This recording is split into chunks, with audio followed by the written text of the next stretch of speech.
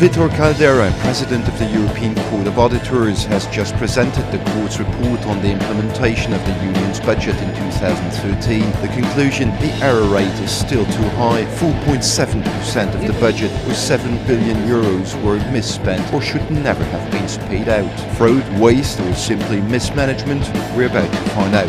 Mr. Caldera, hello and welcome to this interview. If you had to give a grade to the EU, let's say we're at school, what would it be and why?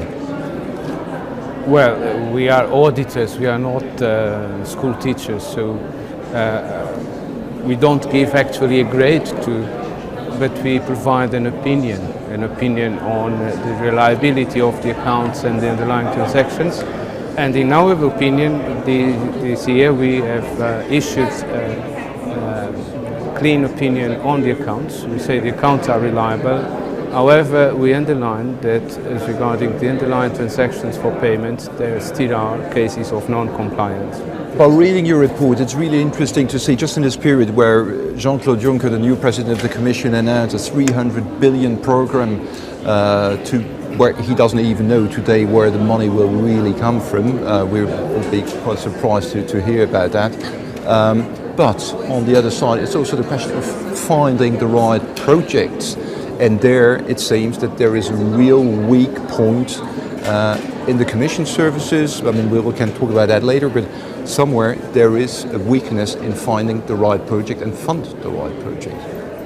Well, what we point out in our report is that we need to do, member states, the European institutions need to pay more attention on how they use the European Union funds and they spend the European Union money.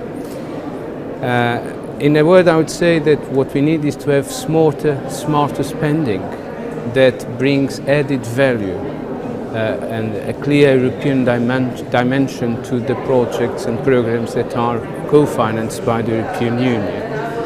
Up to now, the focus has been mainly in using the money that is available, so spend it, complying with the rules to some extent. We found again issues of instance of error, but only in the third place we are concerned about the results we achieve, the impact of those investments. But who's wrong there? Because you're speaking about Jean-Claude Juncker's Commission, but is this a mistake done by civil servants in a way or another, or is where's the mistake? Member state level, institutional level?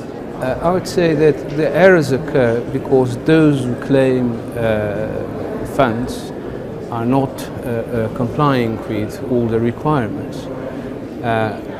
The member states and the European Union institutions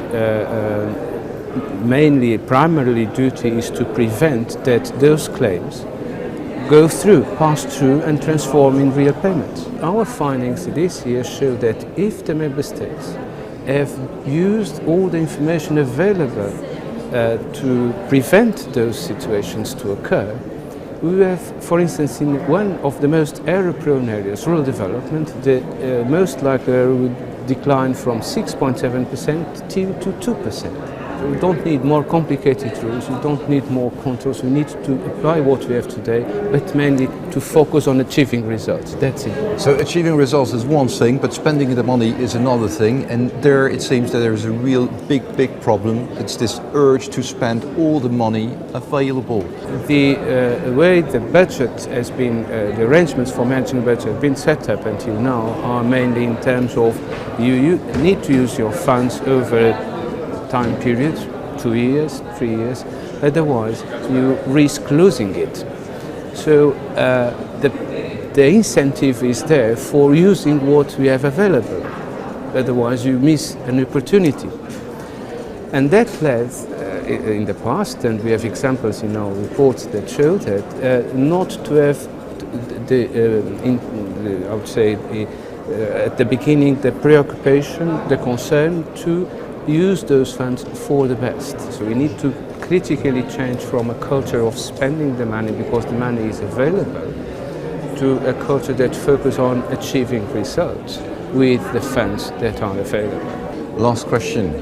If there was one symbolic mistake-done waste of money, be it a bridge somewhere or be it a terminal of an airport? Well, I don't have a What's your best case? Let's say it like this. particular case in mind. We have many examples of non-compliance in our annual report, but over the special reports we produced last year, we have produced 19, this year we've already published 16. We can find many examples of situations where the funds assigned to those projects were not achieving what they should achieve. It's true that we are preparing now a report on airports funded by the European Union, and I hope that in 3 or 4 weeks we may be able to publish some exciting examples on airports. Okay, let's wait for that. Mr. Caldera, thanks a lot. Thank you. Very much.